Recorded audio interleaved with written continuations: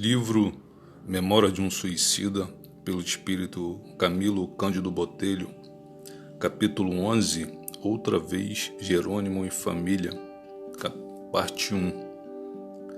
Carlos de Canalejas viera buscar-nos ao pavilhão indiano, ainda cedo, e após efusivos cumprimentos, dissera-nos: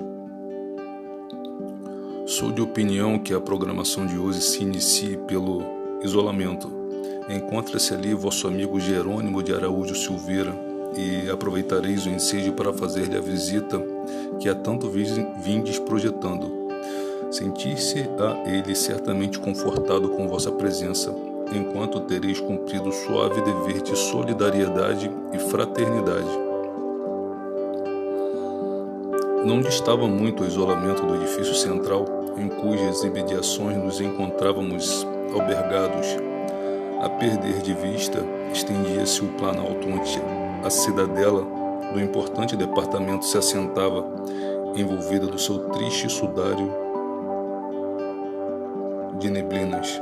Ao longo dos caminhos que trilhávamos, destacavam-se tabuleiros de açucenas e rosas brancas, que se diriam ser as flores mais adaptáveis ao melancólico retiro.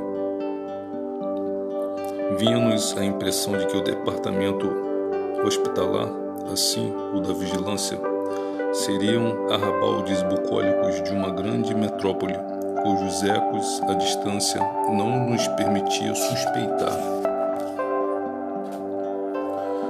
E conversávamos familiarmente, pouco nos apercebendo de que já não éramos homens, e sim espíritos despojados das vestiduras carnais.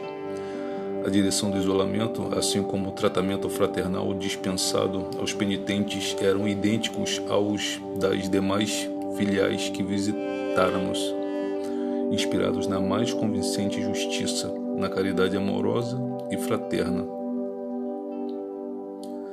Encontravam-se, com efeito, asilados além daqueles muros imensos, onde nem mesmo faltava a interdição de uma ponte levadiça, pobres colegas nossos a quem as dores impostas pelo desânimo ou revolta sobrepujavam-as do arrependimento pelo mau ato praticado.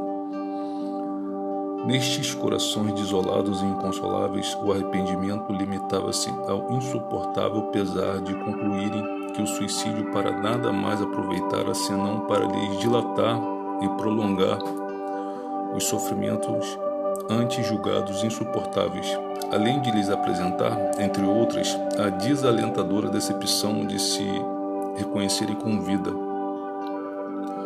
mas separado dos objetos de suas maiores predileções. Pode-se mesmo afirmar que o isolamento era especializado nos casos sentimentais, pois é sabido que o sentimentalismo levado ao excesso constitui gravíssimo complexo, enfermidade moral capaz dos mais deploráveis resultados, e encontramos com efeito ali os mais variados casos de suicídios sentimentais, em que o réprobo é agitado por vero sentimento extraído do coração. Não resta dúvida, conquanto desequilibrado, desde o amante ofegante de paixão e ciúmes pela felicidade concedida ao rival feliz até o chefe de família, desorientado por impasses dificultosos, ou o pai subjugado pelo desalento ante o esquife do adorado estezinho que era a razão da sua felicidade. Consternação geral dominava o ambiente dessa filial do Hospital Maria de Nazaré. Invariavelmente insatisfeitos, seus hóspedes apresentavam característicos das criaturas irresignadas e impacientadas por tudo, além de se entregarem à dor sem se animarem a esforços para vencê-la, retendo-a antes com o exagero de um sentimentalismo doentio e piegas, enquanto engendravam novos motivos para sofrer por meio de autossugestões pesadas que lhes envenenavam todos os instantes. A direção interna do isolamento, tal como a da torre, achava-se confiada a um sacerdote católico, em vez de a um daqueles atraentes iniciados a quem já nos habituáramos ver à frente das organizações da colônia.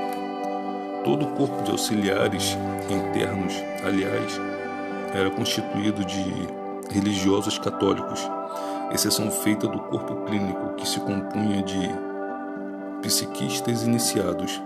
Não obstante, o cargo mais importante, isto é, o de diretor, conselheiro e educador, se era ocupado por um sacerdote, era este também iniciado nas altas doutrinas secretas.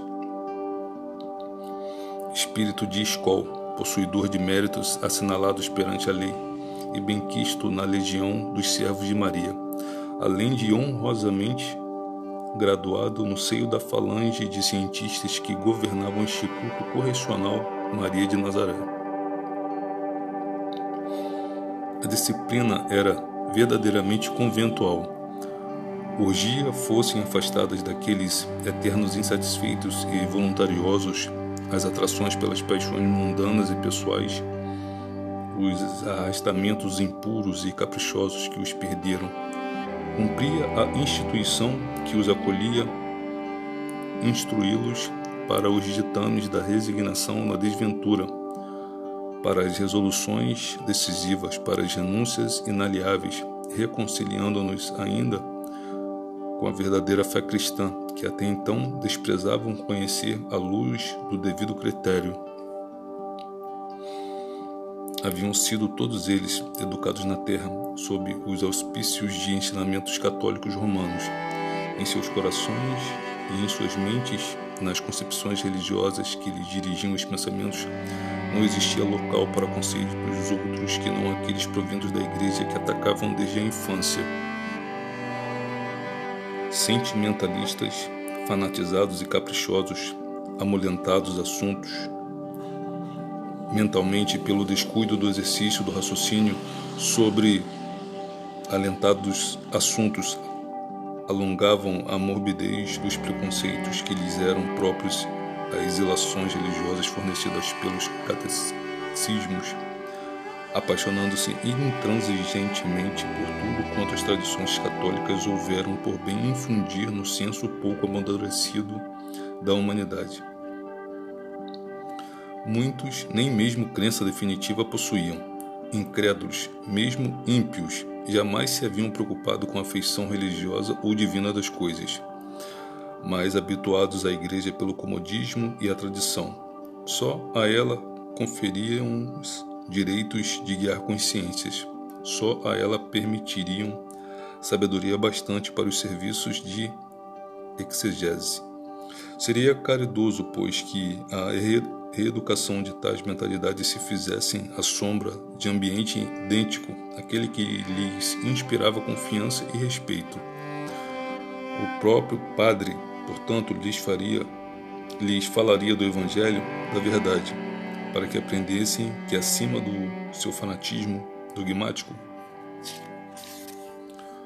pairava o eterno luzeiro de realidades que necessitavam aceitar a fim de saberem venerar devidamente o Criador.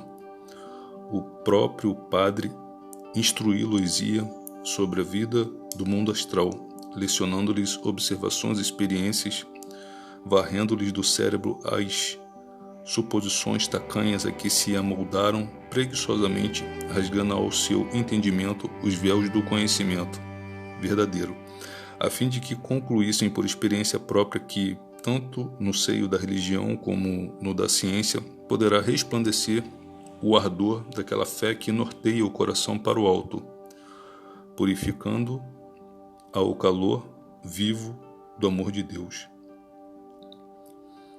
Cientificado do desejo que trazíamos de visitar um amigo ali retido após a visitação, cujas minúcias omitiremos por apresentarem a generalidade das demais, Padre Miguel de Santarém, maioral da comunidade, exclamou bondosamente entre risonho e satisfeito: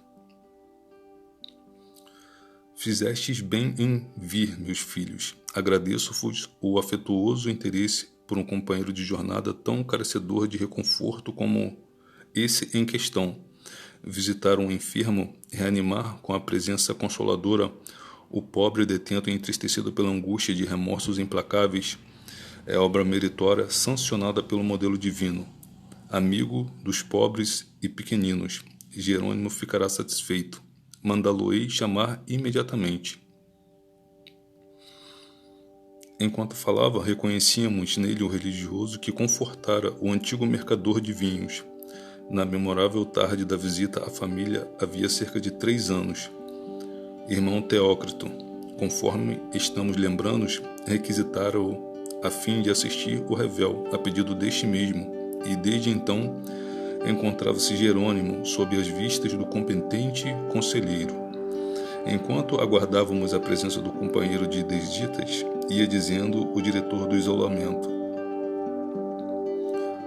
vosso amigo entra em fase de transição, precursora do restabelecimento. Podereis apreciar nas circunstâncias que o rodeiam o padrão dos demais internos do nosso educandário, pois o isolamento se interessa por casos que têm mais ou menos os mesmos fundamentos, como não deixa de também suceder com as demais organizações do nosso instituto. Após vencer a apatia a que o conduziram as revoltas improfícuas, resultantes de desilusões cruciantes, estará preparado para a repetição das experiências em que fracassou.